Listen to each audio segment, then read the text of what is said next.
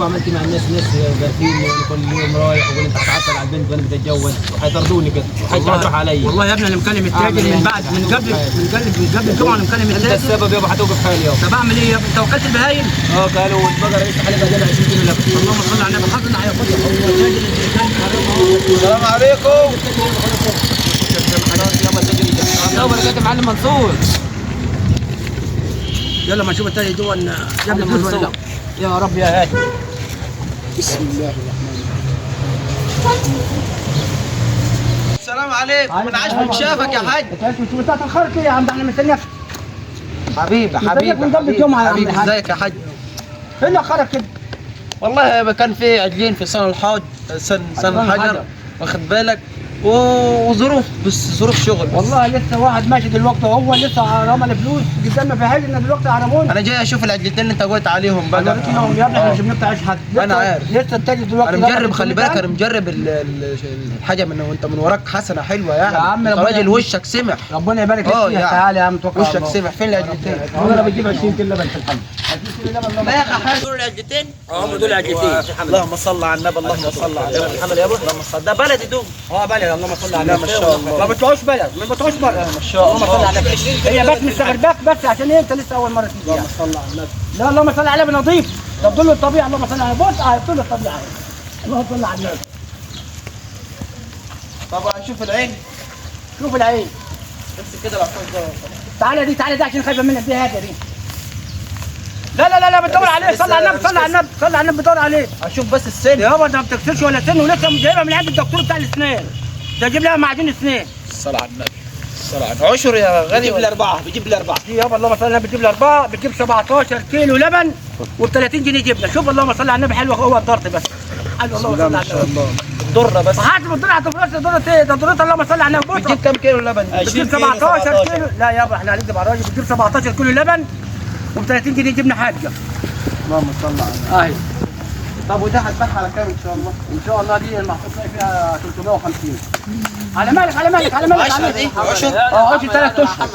لسه منططين عليها. بسم الله ما شاء الله. بهايمك حلوه ونظيفه. انت الصراحه يعني نظيف. نظيف. اللهم صل يا ابني. دي ماشيه مع دكتور بيطري. اجيب لك شهاده الميلاد بتاعتها. لا ما حاجه موثوقه يا اخي. لا 100 اللهم صل على النبي. ماشيه مع دكتور بيطري وموديه ماشيه مع دكتور طب اسنان. الدكتور بتاع الاسنان قال لك السنتين اللي فكهم. لا اللهم صل على النبي. اداني معجون سجن الفول اللي هو حالي ده. ايوه. بص الفرشه بتاعتها بتتغسل كل يوم عشان تغسل السنه. بص تيجي متعاقين يا حاج. لا متعاقمه يا شاي. متعاقمه يا تعالى حاج منصور. تعالى حاج منصور. لا بس بسم الله ما شاء الله يعني حاجه ترد وده عشر. ده ما شاء الله اللهم صل على النبي. الاثنين دول يابا عشر قبل ما نمشي من هنا. الاثنين دول عشر على خيرة الله. بس تيجي نقعد بس نتفق. ما هنقعد. لا ما هنقعد عشان مش في الراحه وجعت. انت بيتي في بيتك. بيتي في وش بيتك عادي يا اخي ولا يهمك. عشان مش تيجي تقول لها الله يخرب بيتك يا حاج منصور ما بتجيبش لبن. الله يخرب بيتك يا حاج منصور ما بتجيبش جبنه. اللهم صل على النبي. حلوين. اللهم صل على النبي. وهتاخد الاشاعات بتاعتك بس كل اسبوع. معايا فلوس جاهزه بس احنا يا عمي انت كلك فلوس. انت كلك فلوس. انت عارف انه مش مزنوق وعشان جوز الواد الغلبان ده.